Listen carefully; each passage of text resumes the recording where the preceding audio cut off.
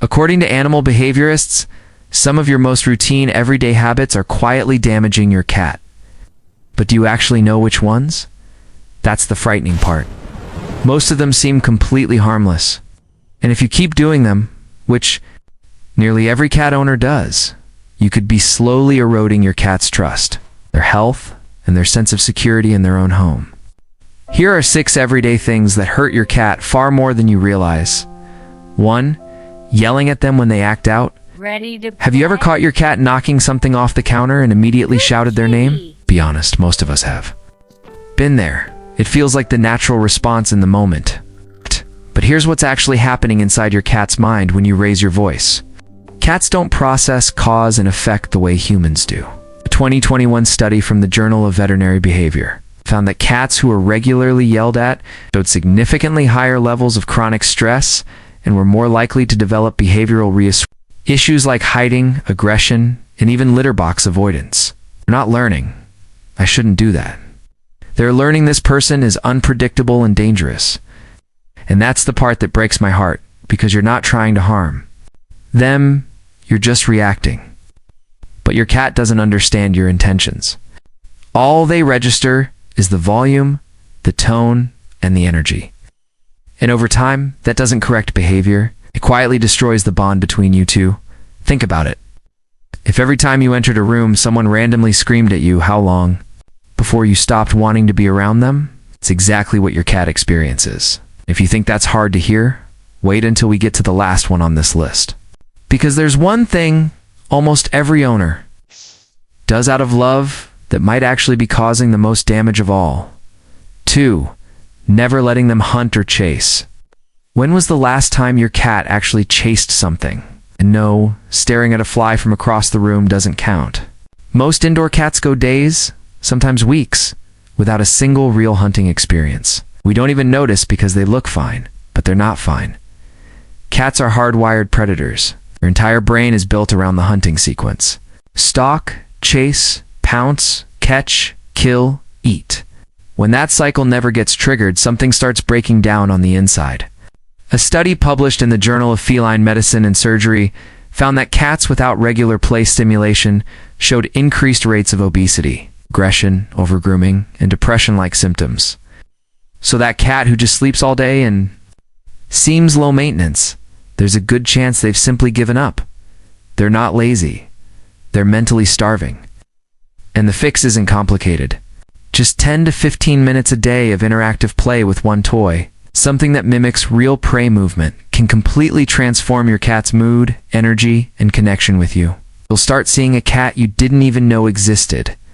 And before we move to the next one, if this is making you reconsider how you treat your cat, hit like and subscribe. It's the best way to help other cat owners discover this too. 3. Only feeding them dry kibble. What if the food you've been giving your cat every single day is slowly dehydrating them from the inside out? Sounds dramatic, but it isn't. Here's something most people don't realize. Cats are desert animals. Their ancestors evolved to get almost all of their hydration from the prey they consumed. That means your cat's natural drive to drink water on their own is extremely low. They're simply not built for it. So when their entire diet consists of dry kibble, which contains about 10% moisture, they're living in a state of chronic low-level dehydration, and most owners never catch it. A study from the Journal of the American Veterinary Medical Association found that cats on dry-only diets had significantly lower total water intake compared to cats eating wet food, even when fresh water was freely available.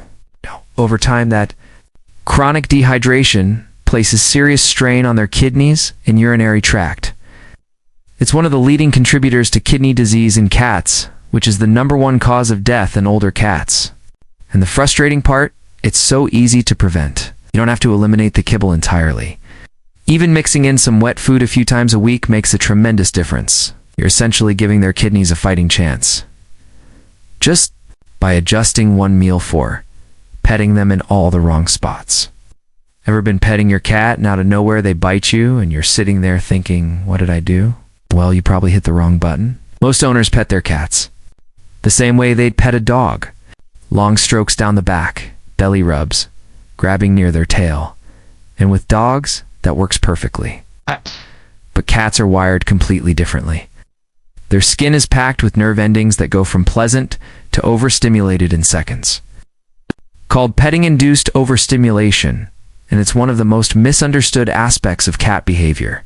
A study from the University of Lincoln found that cats showed the lowest stress responses when touched around the cheeks, the base of their ears, and under the chin. But when owners focused on the belly or the base of the tail, stress hormones spiked almost immediately. So that belly your cat shows you, it's not an invitation. It's actually a display of trust.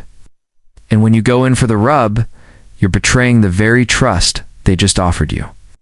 That's why some cats seem hot and cold. One minute they're all over you, the next they're running away. It's not random. They were trying to enjoy the moment, and you accidentally overwhelmed their nervous system without realizing it. The fix is simple. Stick to the safe zones. Slow, gentle strokes around the head and cheeks. Let them lean into you. And the moment you notice their tails start flicking or their ears flatten, stop. That's their way of saying, I love you. But that's enough. Respect it and watch how much longer they stay beside you. 5. Hiding the litter box in a corner. Where is your cat's litter box right now? Be honest. Is it tucked away in a basement, shoved behind the washing machine, or crammed into some dark closet? If it is, you might be the reason your cat feels stressed every time they need to go. We hide litter boxes because we don't want to see them or smell them. That makes sense from a human perspective, but from your cat's perspective, you just place their bathroom in the most frightening spot in the house. Cats are both predators and prey. That means every time they use the litter box, they're in one of their most exposed positions. They need to feel like they can see what's approaching and escape if necessary. A box shoved in a tight, dark corner with only one way out goes against every survival instinct they have. Research in applied animal behavior science found that litter box placement and accessibility were among the top factors linked to elimination problems in cats. That means if your cat has been going outside the box, there's a real chance it's not a behavior issue at all. It's a location problem. They're not being difficult, they're scared. And here's the other mistake people make. One cat, one box. Behaviorists recommend the N+1 rule. That means one box per cat, plus one extra. So if you have 2 cats, you need 3 boxes placed in different areas of the house. It gives them options and reduces territorial tension. 6. Leaving them alone. Far too long. Remember earlier when I said there's one thing almost every owner does out of love that might be doing the most damage? This is it. There's this myth that cats don't care if you're away, that they're independent, self-sufficient, and honestly couldn't care less whether you walk through that door or not. It's one of the biggest misconceptions in pet culture, and it's hurting millions of cats every single day. A 2020 study published in Current Biology found that cats form genuine attachment bonds with their owners, similar to the bonds dogs and even human infants form with their caregivers. When researchers separated cats from their owners and then reunited them, the cats showed clear signs of secure or insecure attachment depending on the quality of the relationship. This isn't opinion, this is science. So when you leave for 10, 12 hours a day and come home to a cat that seems fine, they might not be fine at all.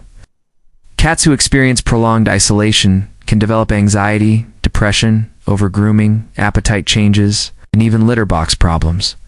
They just suffer in silence because that's what cats do. They don't bark at the door. They don't destroy your shoes. They withdraw. And that silence fools us into thinking everything's okay. The truth is, your cat waits for you. They notice when you're gone, and they feel it more than they'll ever show. You don't need to be home 24/7, but small things matter. Leave enrichment out before you go. Rotate toys. Set up window perches so they can watch the world. When you come home, don't just walk past them. Sit down. Be present. Give them 5 minutes of genuine connection, because to your cat, you're not just their owner. You're their entire world. They just want to know you're coming back.